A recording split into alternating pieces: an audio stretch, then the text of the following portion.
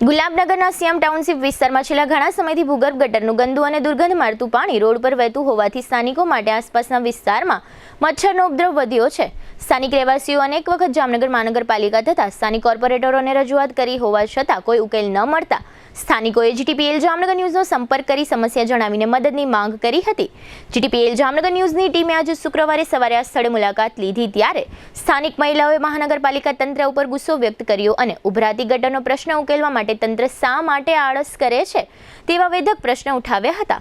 સ્થાનિકોનું કહેવું છે કે ગંદુ પાણીના કારણે મચ્છરનો ઉપદ્રવ વધી રહ્યો છે અને તાવ, ઝાડા ઉલટી જેવી રોગચાળાની સ્થિતિ પણ જોવા મળી રહી છે। રોગચાળો વધુ વકરે નહીં તે માટે જામનગર મહાનગરપાલિકાના ભૂગર્ભ ગટર વિભાગે તાત્કાલિક ભૂગર્ભ ગટર સાફ કરી અને સમસ્યાનો નિકાલ લાવવો જોઈએ।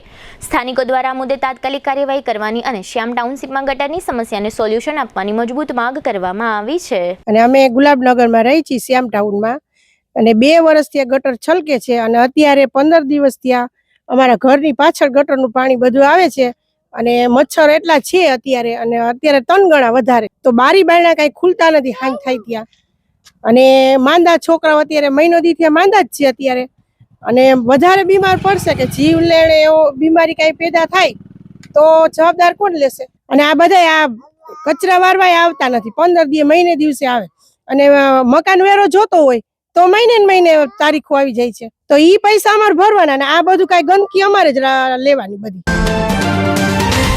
અહીંયા છેલ્લા 15 દિવસથી આમનું ફૂલ ગટર છલકાય છે અને નકરું ગટરનું જ પાણી બહાર નીકળે છે અને મારું ઘર સામે જ સાવ ગટર છલકાય છે અને નાના છોકરાઓને ફૂલ મચ્છર ને માખી ને બધું કરડે છે।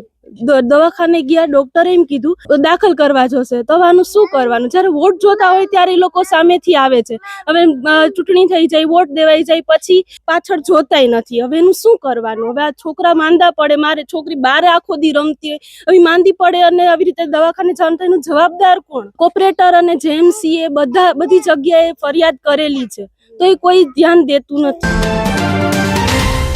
અમારે ત્યાં ગટરનો પ્રોબ્લેમ આજે 2 વર્ષ ત્યાં છે તો જોઈને વયા જાય છે પણ કોઈ કોર્પોરેટર ખુદ જોવા આવતા નથી। અમે 2 વર્ષ ત્યાં રજૂઆત કરી છે તો તમારી ફરજમાં આવે ને કે એક વખત કે હાલો ભાઈ આટલી અમને અરજી આવે છે તો શું છે પ્રોબ્લેમ અમે જોઈ આવી।